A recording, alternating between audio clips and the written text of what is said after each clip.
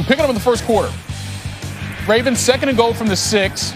Lamar to Marquise Brown. Ravens take an early 7-0 lead. Very next drive, they're back in the red zone again. 2nd and goal from the 2. J.K. Dobbins goes in. His 7th rushing touchdown of the season. That's a new Ravens rookie record, and it's 14-0 Baltimore. And the very first play of the fourth quarter, Lamar finds Dez Bryant. 13th straight red zone drive, ending in a touchdown for Baltimore. They win it 27-13. By the way, 38 straight games with 100-yard rushings for Baltimore. So combining both the Browns' loss and the Ravens' win means Baltimore controls its own playoff fate, and the Colts are on the outside looking in.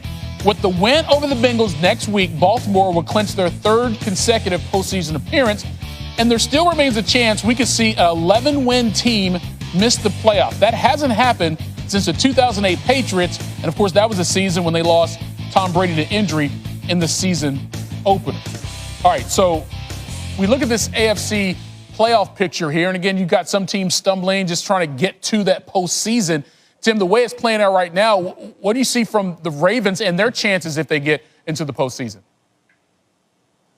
Listen, I like their chances, and I like their football team because there's certain things that they do really well that I think will be problems for no matter who they face. They do have an ability to run the football. The quarterback is a really dangerous player. They do unique things with him. And look, I think we also at this time of year need to give credit to guys that can coach. That's what I mean about their ability to run the football. It's going to be quarterback bash, but they have the ability to give the ball to Dobbins on the fly sweep. So you basically have, power extra to the right side, but they give the football to Dobbins. It freezes the edge player, and that is a big run down in the red zone. It's the same exact look, basically, only the fake is coming from the backfield. It's quarterback pass, back away, and then here comes the quarterback with 2 big linemen pulling up into the hole.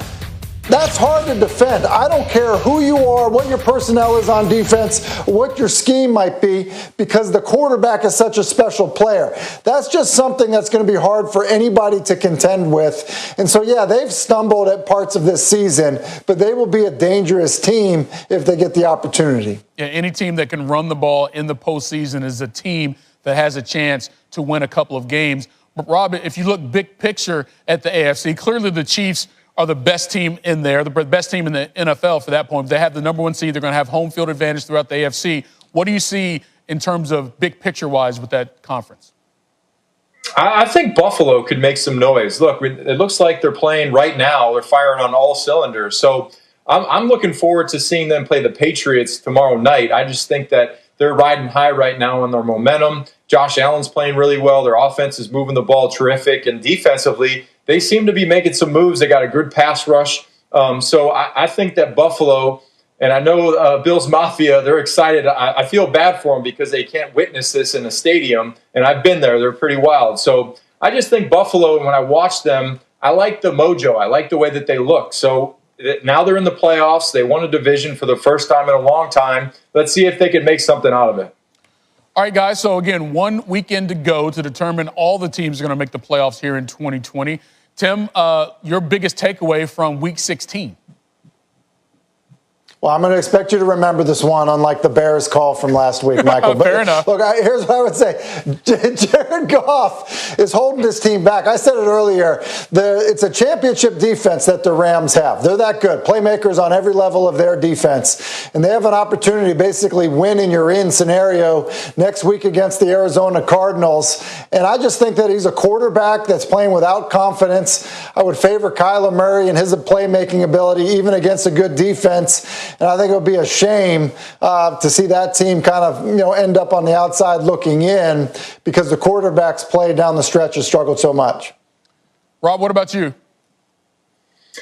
Well, I'm in Foxborough. It's cold in Foxborough right now, and the Cleveland Browns are in my backyard, hot and steamy right now. When I watched that game against the Jets, I was literally saying to myself, look, they're doing exactly what I thought they were going to do. Every single week, I'm like, yeah, the Browns, they haven't done it. They won't. And guess what? They go out there and everyone's like, see. But guess what? They let everyone down. They had control of their own destiny. They're finally getting the playoffs. And what do?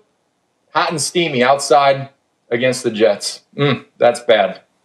Yeah, not a good look for a team trying to snap the longest playoff drought in the NFL. Guys, appreciate the time as always. We'll see what happens to the Colts, Ben Roethlisberger, and the Steelers. And the Colts opening drive, they caught Pittsburgh slipping. Jonathan Taylor, first opening drive touchdown the Steelers have allowed this season at 7-0 early in the second quarter. Rivers drops back, but TJ Watt was mad disruptive, causing a fumble. Mike Hilton picks it up, returns it inside the 5. Steelers would punch it in to tie the game at 7. Watt had 2 sacks on the day. After a Steelers 3-and-out, Rivers going up top to Zach Pascal, touchdown. That's number 420 on the career passing touchdown list for Rivers. He ties Dan Marino 5th all-time. 21-17 Colts at the half. But here come the Steelers. They're down 24-7 until Roethlisberger hits Deontay Johnson there, laying out for the touchdown. Steelers down 24-14. Let's go to the fourth quarter. First and goal for Pittsburgh. Roethlisberger to Eric Ebron. He's in for a touchdown. Now it's 24-21. Steelers get it back again. Roethlisberger, Juju Smith-Schuster. Ben went for 342 and 3 scores. That gave the Steelers a 28-24 lead. Rivers, though, would have another chance. It's 4th and 7, 1:19 to go. Looking for Pascal, incomplete. Steelers win it 28-24 to clinch the AFC North. 5th win in franchise history after trailing by 17 in the second half. Yo, Juju, how'd it go? I mean, we went into the locker room, we kind of like regrouped. Ben, gave us a speech, we talked about it. Pouncey said, we got to go out there and have fun. And that's something we haven't been doing. I think the first half, we were so worried trying to be a great offense and not having fun. And as you can see, we're having fun. The energy was there. We pulled through, got the W. Victory is sweet. It's been a month or so for us, so we've been through some adversity. But there's growth in the midst of that. And hopefully, these negative experiences can galvanize us, man, and strengthen us as we move forward. We got some big battles that lie ahead, man. But today, we're humbled and honored to be AFC North champs. They were the aggressor as it went to the 10-point game and a 3-point game. They were the aggressor. And I don't mean that from a play calling standpoint. I just meant in general, it had that little bit of that feel of like, oh, boy. And we just, it's not good enough. We no longer control our own destiny. But all we can do is take care of our own business. And that means learning from this film, having a good week of practice, and then finishing up the regular season with a great performance. And then hopefully we get some help. By the way, each of the last 2 times that Rivers and Roethlisberger have met head-to-head at Heinz Field, there's been a big comeback involved. 2018, Rivers there with the Chargers, overcame a 16-point deficit to win. Today, Big Ben and company came back from 17 down. These account for 2 of the 4 largest comebacks at Heinz Field since it opened 20 years ago.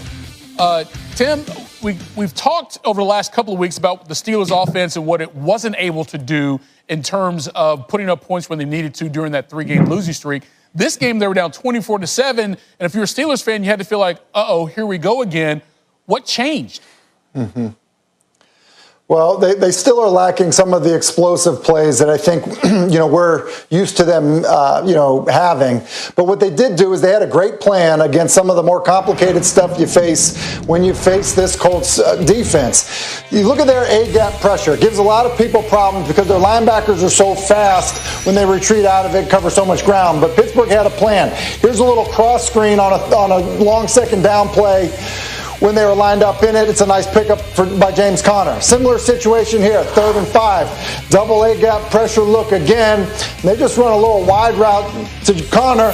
The defensive end doesn't adjust to it properly, and then the linebackers have too much ground to cover to get there in time to make the stop. It's a first down conversion. And then also in short yardage situations, because they're not running the football as well. This looks and smells like run. I think they're going to pour it up in there. They motion Claypool down, but really they just run Juju into the wake of another receiver's release, and they pick up the first down. It's little things like that that extend drives. When you're not scoring quickly with the big play, when you have to just stay on the field and sustain a drive, that they did a better job of, and they did it in the second half against a really talented defense. And, Rob, it wasn't just the offense that helped the Steelers come back in this game.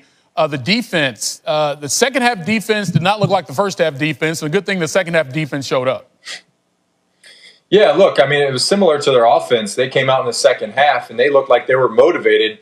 Granted, the first touchdown was based off a strip sack. You look at what they can do up front. They can put pressure on the quarterback. Watt had another big game with 2 sacks. Their secondary is strong. But the one thing I do like about the Steelers is they always seem to be around the football. And when you have hats around the ball, that's when things happen. When the ball pops out, guess what? There's somebody there to pick it up. So you look at the first half, they let up 21 points. You look at the second half, they let up 3 points. That's what you want to see, especially when you have an offense that looks like they were struggling a lot in the first half. They come out in the second half, they go out there, they score 28 points, and guess what? You're basically the type of team that you want to be at when you hit into the playoffs. I was nervous for the Steelers, I'm not going to lie.